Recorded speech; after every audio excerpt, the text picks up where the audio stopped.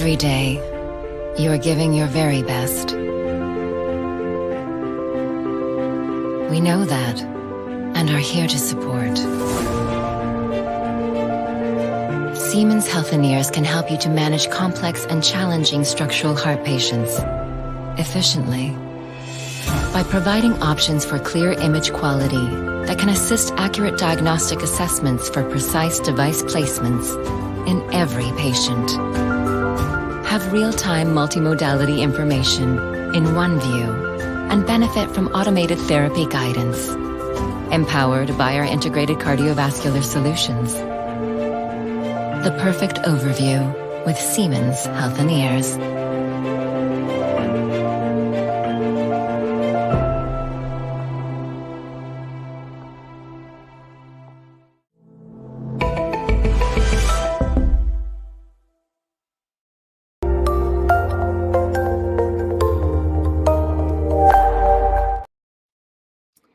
And we are live. Good morning, good evening, depending upon what part of the world you're in. If it's Friday, it is the CEO series where we bring together important guests from across the globe to get better insights as to their career journey. So welcome, Dr. Selena. How are you today? Hello, Ron. Thanks so much for having me on this wonderful series, and many greetings from Europe. Yes. So good to see you again. And I didn't realize that we had connected in Pakistan a few years back. So good to have you here on the show.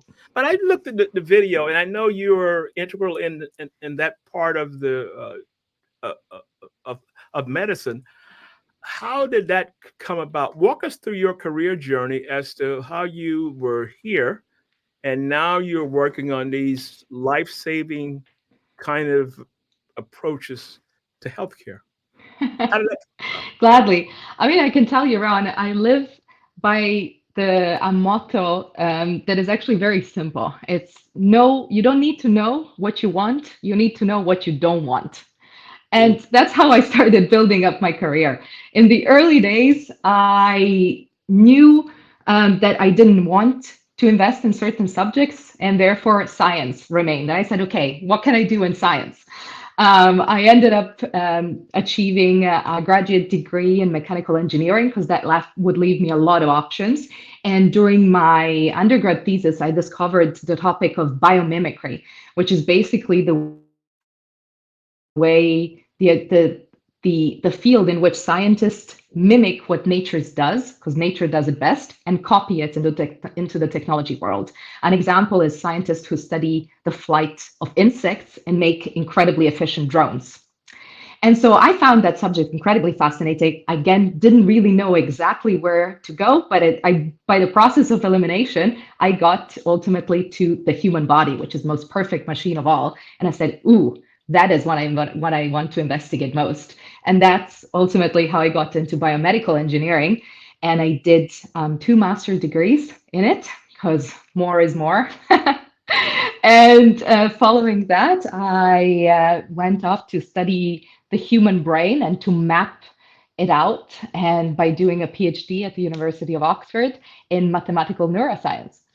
And after that, I said, maybe academia is a little bit too broad. It's not as pragmatic anymore as I thought it would be. And so I went into the world of industry where, of course, Siemens Healthineers is one of the leading firms in the world. And it's just a pleasure to contribute to the mastodontic advance of medical technology today. When you talk about those degrees and talk about the work you're doing in each one of those areas, I'm having a brain drain because there's no way I could even in the process of even thinking that through. But so this concept you use, I know what I want to do, I know what I don't want to do. So Yeah. in figuring out what you wanted to do, were there ever times then you look back and said, maybe not? Do I question it? Do I move forward? It wasn't what I thought it was. Yeah, I mean, of course, you often get into the present moment, which at some point was your future, and you realize that things are not quite as you expected. But I'm somebody who looks forward and never backwards. So I was like, okay, this scenario is not what I expected it to be. How do I leverage what I know now, the environment I'm in now, to get somewhere else in the future? And I think that's a strategy and a mentality that really helped me a lot, because you're only trying to maximize from the environment that is around you rather than look back, regret, step back, but you're just leaping forward. So again, I'm going back and walking through that journey that you were talking about. What was a significant source of inspiration? Because I know there were times and you're like, am I headed? What do I do now? Actually, a source of inspiration, where, of course, in the sort of on the sidelines, always scientists that I look up to, but it was more I looked up to their work. Actually, the personality type, a person that I look up to, is actually a little bit surprising and definitely out of my schemes, because it's a character like Arnold Schwarzenegger. The reason I say that is because he's a man that started from basically nowhere, a small village in the Austrian mountains. He decided he wanted to be the strongest man on earth, made his way, worked out to be a bodybuilder. Then he finished that and said, ooh, how about I go into acting? Then he went into that, then realized himself in that and said, ooh, actually, I want to contribute to the society. How about I go into politics? And he became the governor of California. And it's those sort of personalities that I look up to. People who constantly reinvent themselves, who don't see their life as a one mission journey, but rather as a continuous exploration of the self, both intellectually and emotionally and physically. That's what I admire in people, and those are the kind of role models I Wow. have in life.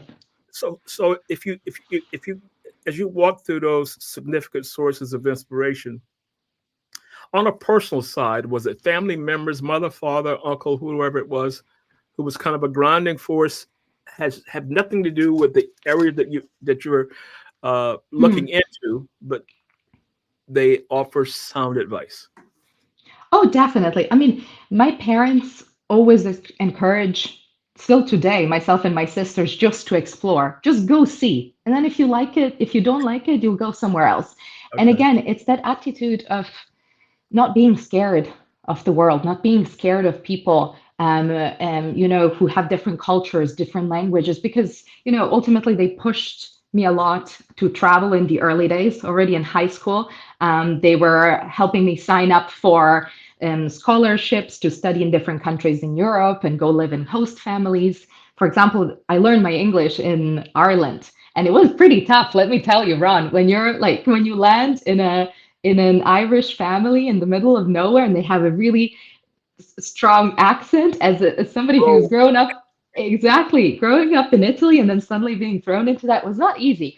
But they had, again, this attitude of exploration, of no fear of the unknown, and that's a definitely was a fuel throughout my career, my personal life, and that's also how we ended up meeting in Pakistan. yes, exactly right. But one of the things that I like, you talked about your parents, they wanted you to explore outside of the region Yes. to see what the world looked like outside, because lots of times, specifically in the US, it's all about the US in the vertical. It's never about learning what the other parts of the world are doing. Yeah. True, So and I think it's so valuable, especially, I mean, we live in a world that is so interconnected, yeah. industrially, technologically, and just with everything, both in pleasure and work. And so why not connect with the people to try and actually see the world through their eyes? Because I Yes. mean, while we were in Pakistan, right, when we were traveling even there together, we could see a different perspective of what life means, a different perspective of what are the basic needs we have, or what are the basic things society provides, being from healthcare, from an infrastructure perspective, and so on. And that's just so valuable Mm. to expand our minds in that way, and actually really have not only a global view but a global attitude to Mm. life. That's it. So as you work on all of these various projects, how do you navigate how do you navigate success of these projects? Because in organizations, you got relationship management, you got to sell to here and move to here. And it's kind of like a game, not really a game, but you're trying to figure out the navigation piece Yeah. of, I mean, of yeah, no, I see what you mean. And it's a valid question. I'd say here it helped me that I grew up in Italy. So developing personal relations is a skill that I learned early on. And no matter what business you're in, it's business with people. yeah. And so definitely, knowing how to approach people, how to navigate certain difficult situations is an essential skill. But from the so-called hard skills perspective, there's always a main project I'm working on. Like there is a top priority, which gets 70% of my total working hours, my attention in that span of time. And then the 30% is more additional things that I do on the side. And they rotate depending on, let's say, priorities, deadlines you have, or even just personal interest that you have. So, but I believe in the so-called polymath generalist approach to work. But in my opinion, and what worked for me best is to have a central main pot, like definitely a main project you have on, from which then you can have more spin-offs on the side. Mm, mm. So let's talk about leadership. Yeah. Walk us through your leadership style in managing people. Oh, managing people. Well, first of all, it depends of what group of people it is. During my career and over the past years, I worked with very different types of people. So if you're leading a group of scientists or even collaborating with a group of scientists, or you're leading a group of teenagers in a project that you're volunteering, or it's a group of politicians, Okay. because something we try to do constantly in healthcare is actually connect science industry leaders to the politicians, because that's where we get the funding. And so depending on the style of the group, I think leaders need to have this sort of malleability, this sort of versatility in nature. So it really very much depends on the group there is. So a leader ultimately is a people reader. And I always see my role in that. I'm supposed to really make information and work flow through them and guide them towards a North Star, rather than define something myself that needs to be pursued, because that only really applies in mentorship. And you don't mentor people who are your eye to eye level, or even who are people who are even older than you. And so I very, very much believe in being like water, they say. Like water? Yes, I mean, do you know that? Do you know that quote? I believe it was from Bruce Lee. He said, "Be like water. Whatever recipient you're in, you can adapt to." So if Adapt. your leadership group has a style, your purpose is to know how to fit into that so that it best serves its purpose, Okay. right? Like as a leader is an accelerator ultimately of Mm, the people that are already in there. mm. So you mentioned, I'm going to say client group business. You mentioned Yes. high schools or whatever you're working with as it relates to that. All of these different, I'm going to say client group from my side, client groups. And to navigate between, you leave the science area and I go to a high school, I go to a politician's meeting to talk about healthcare, whatever it is. Exactly. That's got to Yeah, it's a be, different mindset you yeah. jump in every time. It's like it's part of the outfit. Let's say in the same way when you go speak to a group of scientists, you are maybe more relaxed because again, you want to be approachable and reflect the group's attitude to work. When you go to a meeting with business people in business or people in politics, you are definitely more formal. When you are with kids in high school and you're trying to motivate them to pursue subjects in science, or you're trying to get more young girls to pursue topics in mathematics and engineering, you want to be dressed in an approachable way, have a body language that is different. And so again, I really ultimately am a huge advocate for versatility in Okay. that. Okay. Yeah. Because as you walk through that, those three client groups that you were dealing with, specifically on the side of the political side, that's a totally different animal. And I use that in quotes, to try to change someone's thinking to a more scientific approach. Mhm. And that I client group lots of times is very, very close-minded. And I'm just using this as a standing up back and looking at that so-called client group. It could be difficult. And it's like you're it spinning. is. It is, but that's why it takes a lot of investment beforehand. Like, I spend a lot of time doing workshops and attending seminars with people from those specific backgrounds to learn their language. Because sometimes we're trying to express the same thing, but with different words. And if you speak with the scientific lingo there, people won't be as receptive, and vice versa. Right? Mhm. If and scientists really very much appreciate, in my experience, and I did at the same time as well while I was doing my PhD. It's what it's called a bottom-up approach in speaking. So you first explain the how, like what methodologies you were using, like what tools and what was done, to only at the end get to the impact and Okay. explain, by doing this, Okay. we get the following result. Whereas if you speak with people in business and you know that better than I do, Ron, it's the other way around. First, you got to tell them in the first 2 minutes, why are you here? What's the return on investment on this? What's the big impact? And then they're interested in hearing the how. Yeah. So it's all about knowing how to adapt your stories to your audience. Yeah. I always use that word myself, is that understand your audience, and the audience will dictate the level of messaging. Mhm. If you follow that guidelines, you're going to hit bullseye on each one of those categories. But if you don't, you're just kind of all over the place. People look and say, what is he talking about? Doesn't relate. Exactly. Exactly. Because people want to be seen ultimately, right? And want to be understood. So from being in leadership for the time you've been in leadership, what are some significant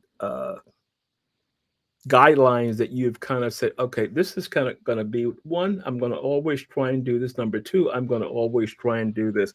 In other words, what guides do you have to Mhm. approach being a leader in such an intensive uh, field of study? Yeah, in a fast-paced industry.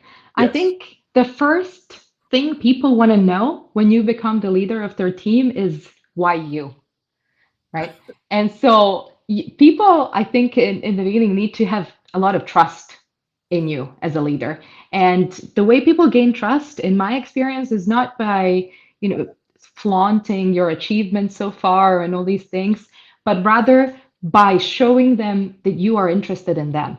And ultimately, a team exists because they have a common goal already. So I want to hear the first step, and you asked me for clear recipes, let's say, to leadership. My first essential ingredient is knowing what the team members want. Each of them will have different interests. Each of them has a different goal.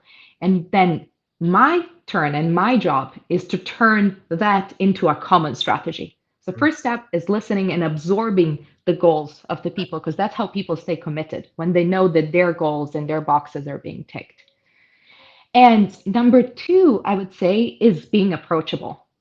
The worst thing that can happen is when things go bad, and it's every point they will, it's stuff that happens. But when things go badly, people need to feel free to speak up to you. Mhm.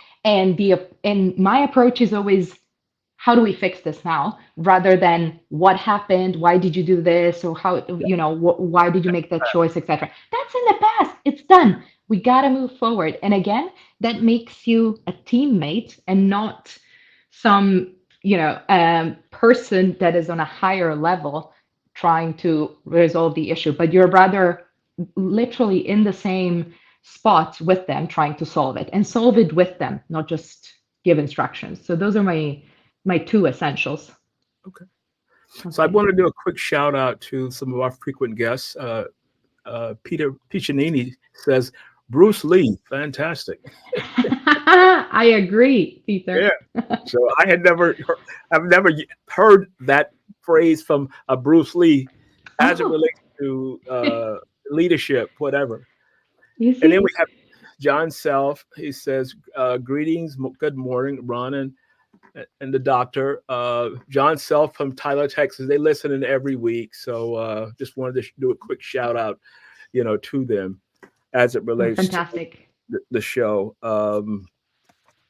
So let's talk a little about developing others. So I'm sure you probably have a staff that you work with, right? A staff of Well, people, or depending upon the projects or whatever it is. yes, I mean when I talk about developing others, I mostly think of my work with the Global Shapers, which is a volunteering organization that is part of the World Economic Forum, where youth all over the world engages in social impact projects.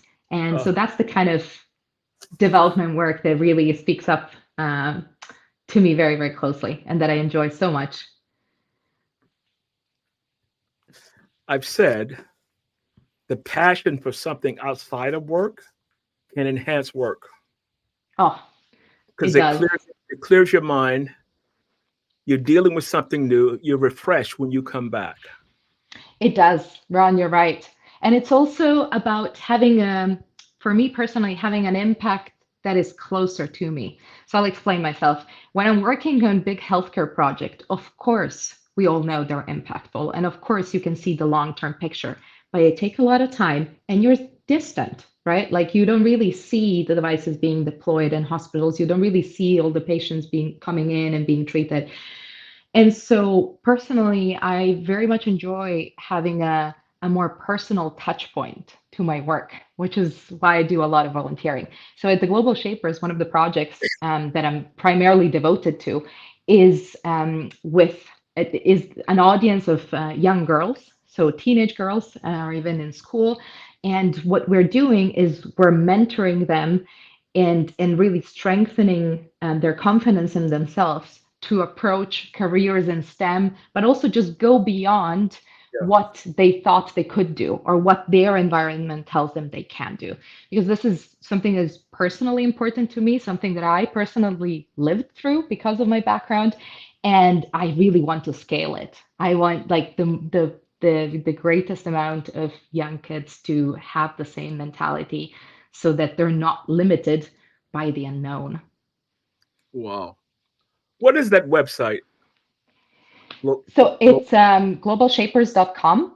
and every larger city has a Global Shapers hub. So let's say so I'm based in Berlin, so it'd be Global Shapers Berlin. And so if there's any young people in the audience or parents who would like to sign up their kids to such an organization, either to contribute to the volunteering projects that exist or actually be a guest for some of the mentorship things they have, I highly, highly recommend looking up the Global Shapers community of the World Economic Forum. Again, Wow. a great initiative to motivate youth to act and drive change. Because why do we always need to wait for change to come top down if we can hold the reins in our hands? I've often said the only demographic that's going to save us is young people, The because future is theirs. people in charge, they've screwed everything. So the younger people, once they come up, based on their background, what they've gone through, more inclusive, all those kinds of things, they're the only ones that's going to be able to see the big picture and get us out of the mess that we're in.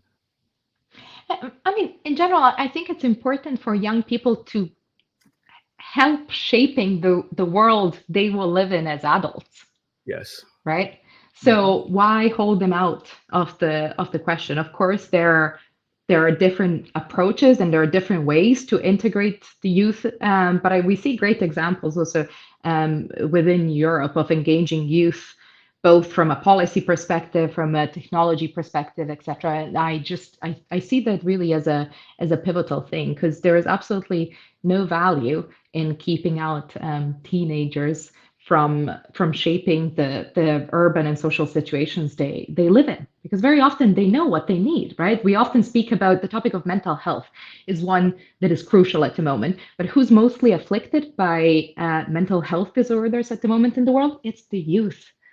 And so why not involve them in the solutions that we're offering them rather than once again deciding what they need? I thought of something because they had a discussion in the Congress here in the US, and it was concerning TikTok, Hmm. whether to ban TikTok. And I looked at the panel of people that was speaking and asking questions. They didn't even know what TikTok was, but they wanted to ban TikTok. They had no Yeah. clue. And you could see that they were reading from notes. And some of the questions that they were asking, the panel of people were looking around like, are you serious? Yeah, I mean, we see that sadly, we see that happening more and more, especially with the topic of AI in general, right? Like you see policymakers who suddenly need to be experts on technology to know how to ban or allow certain topics of AI, which of course that doesn't mean that every politician now needs to become an AI expert because topics like this will keep popping up very rapidly and it's just not possible to expect that. But the solution is including, in this case, scientists or people who actually have the knowledge and expertise as within the group that takes the decisions, right? Rather than having these silos of, okay, this is the group of people that does policy, this is the group of people that does science. I think we've come to a time where we should realize that actually the interconnection between these groups is what will help us move forward in a sustainable way from every aspect, simply because we're moving so fast. So nobody can become an expert on everything so rapidly. Have you ever given any thought to public office? Well, Future, future focus. That's right. yes, future focus. I definitely, I mean, from the perspective of healthcare, I think policy within healthcare is going to become more and more tricky because we have technologies such as telemedicine and others who are going to start playing a huge role in it. And it's precisely because of these problems that we voiced, Ron. I think it will be fantastic to have more people who actually have the scientific and industrial experience in the field being part also of policy making, which is from that perspective, I definitely think that in the far future it'd be something that I'd love to be engaged in and to play a role in. Hmm. You mentioned the fact that all the advancements in biomedical engineering and healthcare goes, it's on and on. How do Yeah. you stay abreast of what's happening? Oh, here's a new white paper that's come along. Oh, let me pull this up. That's oh, here's another. I do the same thing. Trust me, I'm not at your level.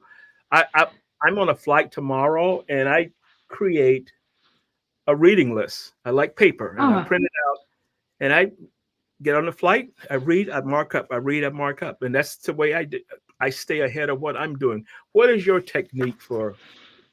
oh, that's, I mean, first of all, that well done you for actually going through your list on flights. I often have the that as a goal, but then end up actually napping away or being caught by some movie that my neighbor is watching, and then suddenly Yeah, I'm interested in it too. yeah, I know. um, but you know, keeping up to speed and keeping up to date is essential, of course.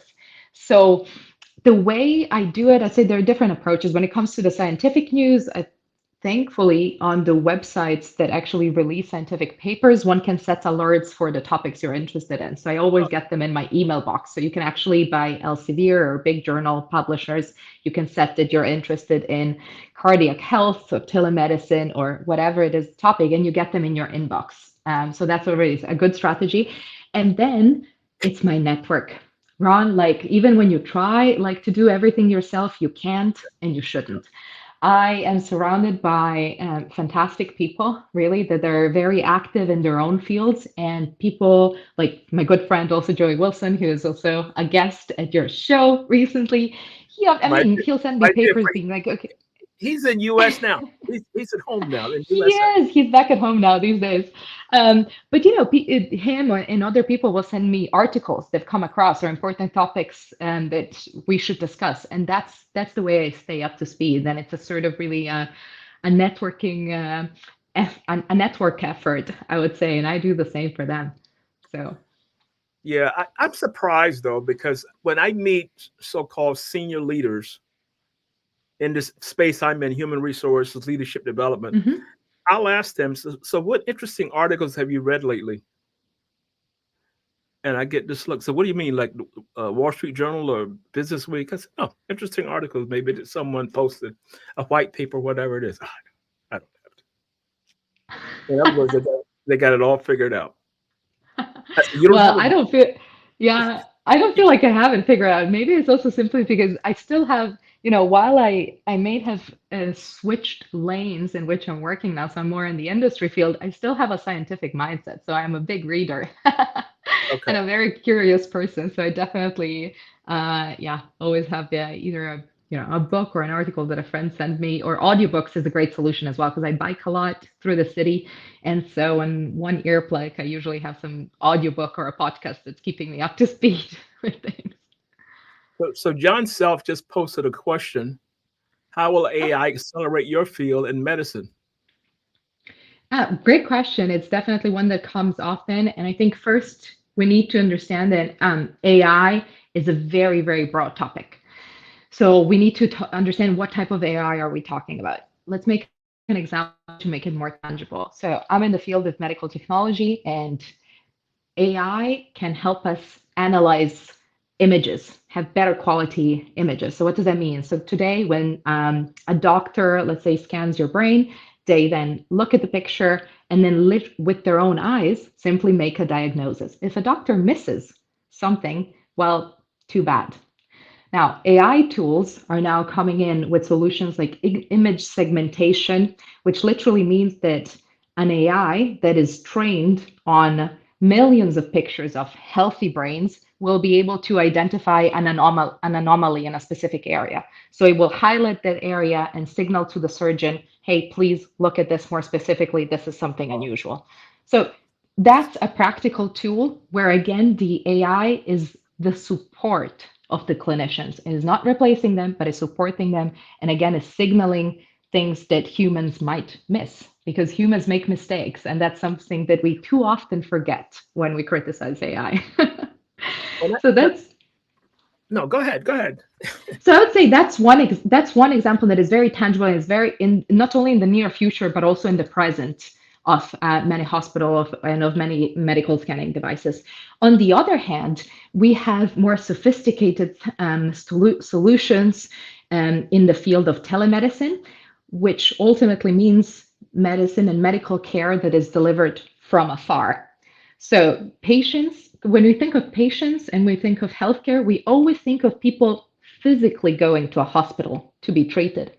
But what about people that don't live in cities? What about people that live in rural areas that need to take an overcrowded 3-hour-long bus ride to then reach a hospital that is still badly equipped, where they still need to wait in a waiting area for a couple of hours? And Ron, it's so sad that even people who do that, they will often get infections and other diseases by being in that hospital and waiting. Wow. So that's just so sad. And telemedicine has the aim of solving that by providing care remotely. And this includes ultimately solutions like a simple video call with the physician that is available from a distant city for a diagnosis. And you'd think that it's not enough, but actually in 80% of the cases, when you go to a doctor, at least in Europe, the doctor doesn't touch you. The doctor just listens to you describing your symptoms and then gives you a diagnosis. Wow. 80% of cases, the physician doesn't touch the patient when they diagnose them. Okay, you're good. Okay, cool. Take this. You called me in the morning. Wow.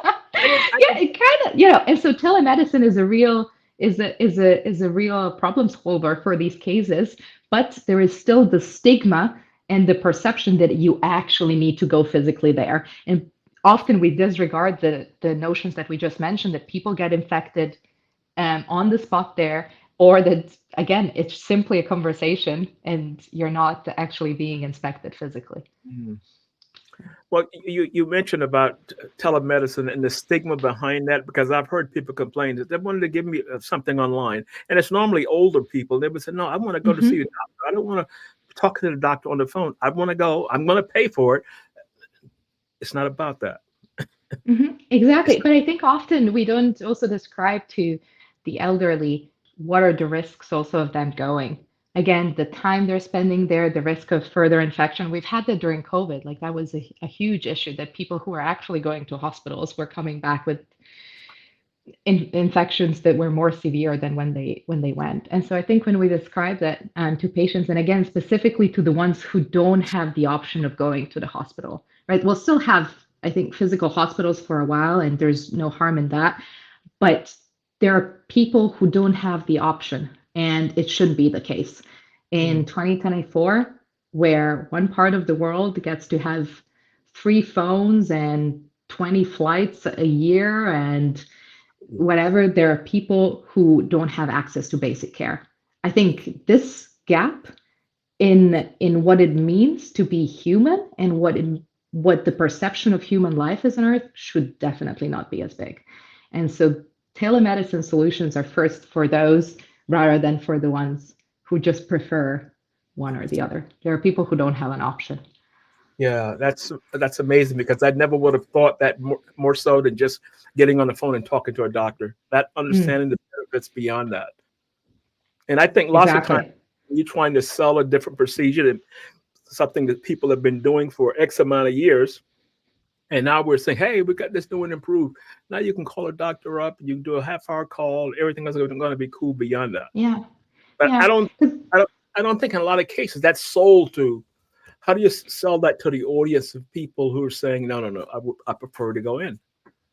Well, I guess, again, it depends who the audience is and what their current status is. I can tell you that in certain rural areas of the world where kids, young children really have diseases, have a simple cough that develops into something more severe, like a pulmonitis, simply because it wasn't diagnosed early enough, those mothers would love to have the option. Things like coughs, like doctors can actually, and this was, there was a paper on this, and that's why I'm mentioning this specifically. Doctors can nowadays really like diagnose the type of cough you're having by hearing it on the phone. And so they could say, well, this is what the type of cough is, so please go to the nearest pharmacy and pick up XY antibiotic or whatever it needs before it gets to a stage where it's irreversible and it does severe damage to the lungs. Because at the moment, we have families that have young children that develop these kind of diseases and symptoms, but because they live in rural areas several hours away with public transport, again, they just don't take them into the hospital even. And the disease ends up worsening to a point there's nothing to be done. So, absolutely amazing. So, based on your knowledge and projecting forward for the next 20, 25 years, what are some major impacts that the topics that we've discussed, what would you like to see take hold and we kind of change the dynamic of relationship between healthcare and patient? Oh, great question. I mean, first of all, I would love to see, and not only I would love to see, I'm actually, investing my time to work towards it, is a democratization of healthcare. So an actual more egalitarian approach to care, access to care, as we spoke, by leveraging technology and different kinds of solutions.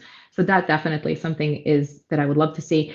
And then when it comes to the second piece, is something that really includes a healthcare system that is also more conscious of the differences in gender. Sadly, today, a problem that we have is that very often women, our females, are treated in hospitals, be it on surgery, on a surgical level or others, just as smaller sized men. Actually, and this is absolutely not true. Women recover from cardiac surgeries in a different way, simply because hormone levels are different. The anatomy of some parts is very different. The responses to certain conditions are different.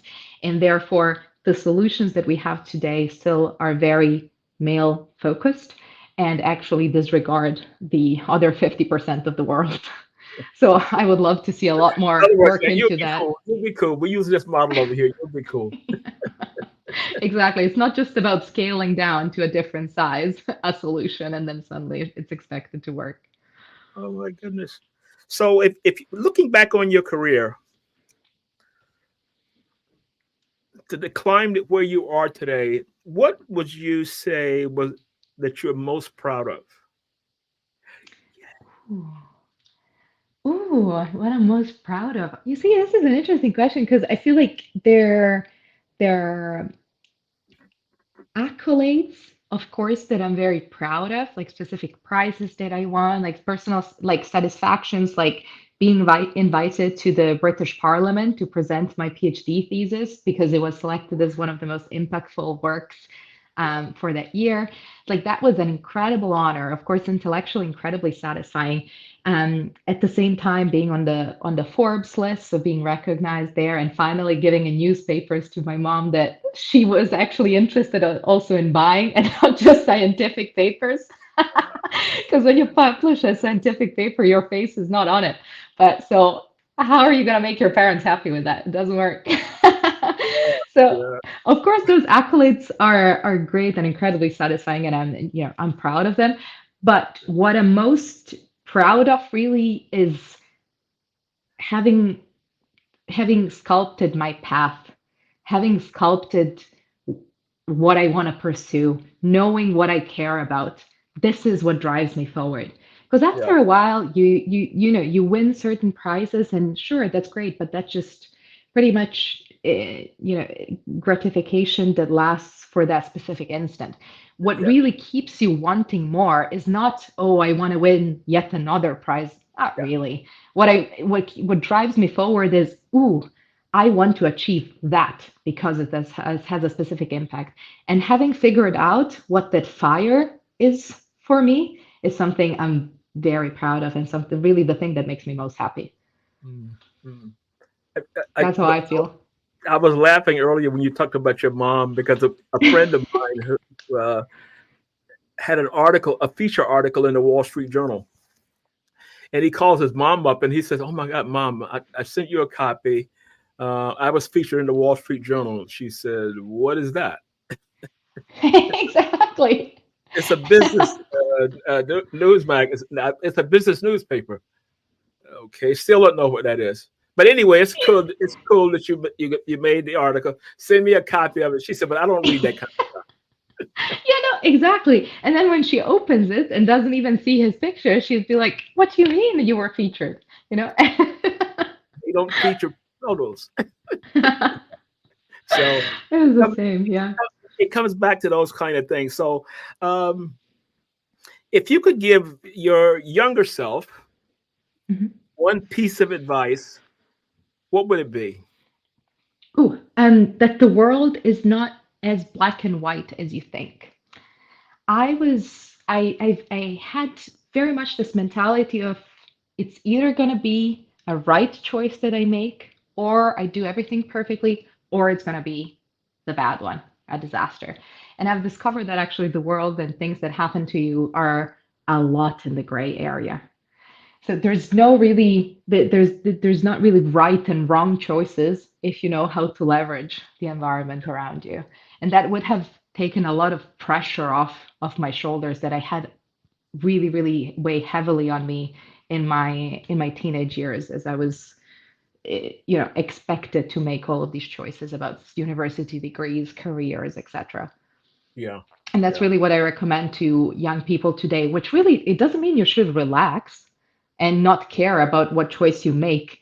You should be very awake and very um, astute about how you're leveraging the different chess pieces around you.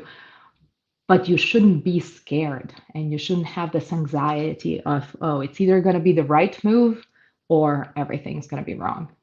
mm. Your background and rising to the top of where you are today, that was a lot of navigation. Because one of the things you mentioned about as you were growing up and you were going through all these kind of things, and you mentioned this, I think, in line of when you're talking about mentoring younger females. And can I see myself doing that? Because if I live Yeah, in a small town that's 3 hours away from a large city, I'm living that existence through a vertical. yeah. And I may not be able to see what the other part of the world looks like. Exactly. So it definitely, I mean, as I said, it wasn't easy, especially because I didn't have really anybody in my immediate surroundings that I was trying to copy or somebody I was trying to be like. And people in magazines or people you see on the TV are not, they don't feel so real. And so what actually helped me is figuring out that, okay, I'm on my own. Let me try and swim through these waters. Let me see where I get. Sometimes that's a great teacher when you have to figure it out on your own. And you get out, you try it, you step back, you regroup, and you go at it again, back and forth, back and forth. Yeah, I agree, Ron. I feel like it's important to have a sense of responsibility of your own life, Yeah. and to know that we are the ones in the driving seat and we're the only ones who can do our best to get where we want to get. And we need to know what the destination is. My father's phrase was, okay, you got the keys, you figure it out. You'll be okay. He knew. He knew. He knew exactly what the whole world of life was about. So that was very cool learning from my side.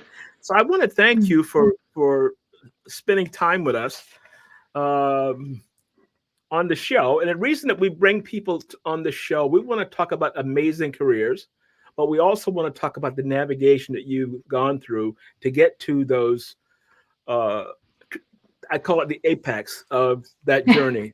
Because when people look at the so-called apex, all they see is success. They don't see failure, recruit, and you keep going back and forth until finally you're here. And that doesn't not mean that's not solved. Exactly. No, I agree. And also, I don't view myself as having arrived. There is so much still to do and so many places to go. And I'm loving it. A metaphor. You're when I look at the top of the pyramid in your space, you're at the top of that pyramid. In that that's where you are. So that's what I meant by that. So thank you so much. Just hang on for a minute as we begin the process of closing out.